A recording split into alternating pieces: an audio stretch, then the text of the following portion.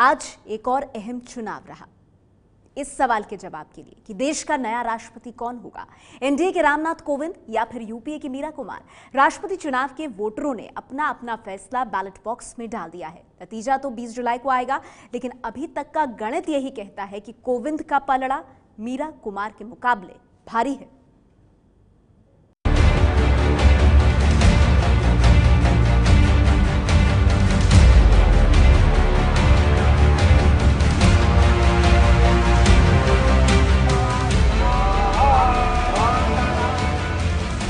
राष्ट्रपति चुनाव में किसी उम्मीदवार की जीत के लिए देश में कभी कोई हवन यज्ञ हुआ हो?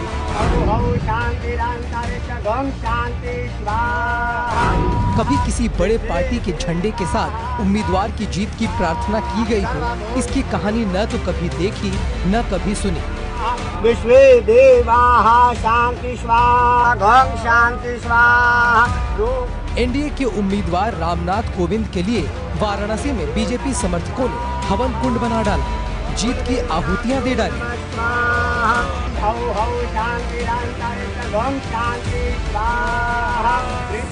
राष्ट्रपति चुनाव के आंकड़े कहते हैं कि रामनाथ कोविंद की जीत के लिए न तो हवन की जरूरत है न आहुति देने की।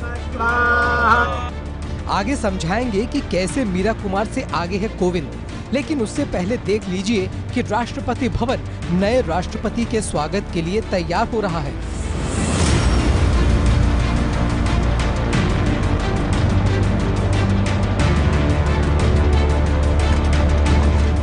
पच्चीस जुलाई को नए राष्ट्रपति के स्वागत के लिए राष्ट्रपति भवन के घोड़े रिहर्सल करने में जुटे हैं।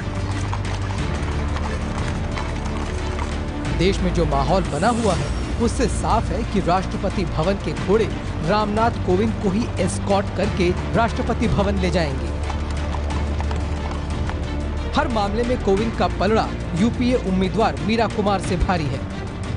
उम्मीद ये की जा रही है कि जिन पार्टियों ने अभी तक बीजेपी की मुखालफत की है और जो आगे जाके स्टेट इलेक्शंस में बीजेपी के निशाने में होंगे, शायद आखिर मोमेंट में मुल्क के हालात को देख के वो कहीं अपना फैसला बदल दें, ये उम्मीद की जा रही है। लेकिन अगर इलेक्टोरल कॉलेज की अभी सूरत हाल को देखा जाए तो ये कोई छुपी बात नहीं है कि एडवांटेज जो है वो एनडीए को है।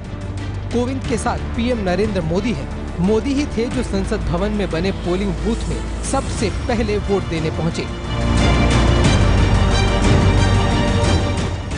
कल राष्ट्रपति चुनाव को लेकर एनडीए की बैठक में पीएम मोदी यहां तक कह गए। कोविंद पूर्व पीएम मोरारजी देसाई के सहायक थे, अब मुझे उनका सहायक बनने का मौका मिलेगा। इनके साथ काम करना मेरा सौभाग्य होगा। एनडीए खेमे में किसी को इस बात में संदेह नहीं कि जीतेंगे रामनाथ कोविंद ही।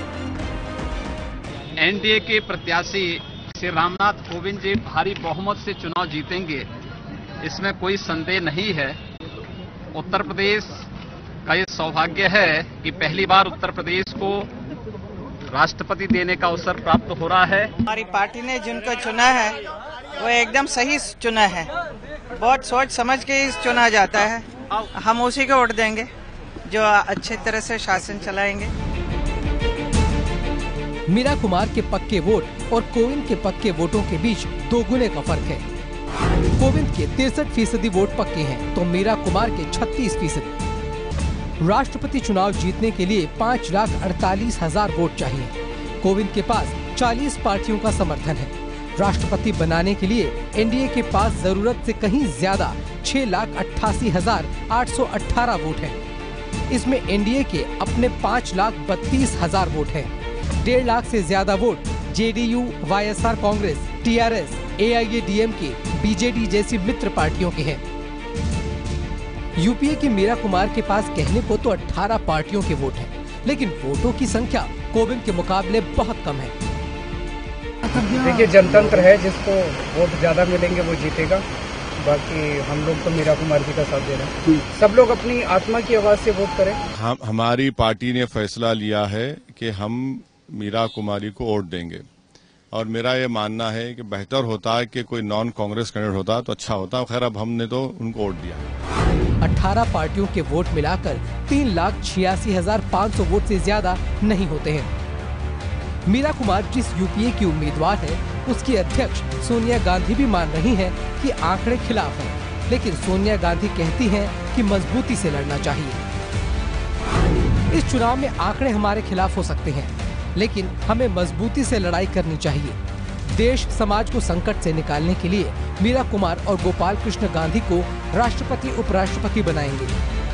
इसके लिए हम सब साथ हैं। राष्ट्रपति उपराष्ट्रपति देश के संवैधानिक हेड होते हैं। संविधान और कानून की रक्षा का जिम्मा इनके पास है।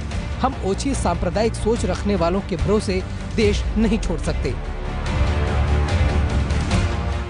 मीरा कुमार जीते या कोविंद, दलित राजनीति करने वाली मायावती हैं तो मीरा कुमार के साथ, लेकिन अगर कोविंद भी जीत गए तब भी उनको खुशी होगी, क्योंकि मामला दलित का है। तो दोनों तरफ से जब एनडीए ने शुल्क कास्ट को खड़ा किया तो दूसरी तरफ से भी शुल्क कास्ट का कैंडिडेट आया। इसलिए मैं आपको ये बताना चाहती हूँ, आज जो वोटिंग हो रहा है, जब रिजल्ट आएगा तो जब भी चुनाव होता है तो एक की जीत होती है, एक की हार होती है। जीत हार एक अलग चीज है, लेकिन अच्छी बात यह है कि दोनों में से कोई भी जीते, लेकिन खुशी की बात यह है कि शुल्क कास्ट का आदमी तो देश का राष्ट्रपति बनेगा। राष्ट्रपति चुनाव खत्म हो चुका है। 20 जुलाई को राष्ट्रपति चुनाव के नतीजों का ऐलान होगा और 25 जुलाई को नए राष्ट्रपति शपथ लेंगे। ये है एबीपी न्यूज़, आपको रखे आगे।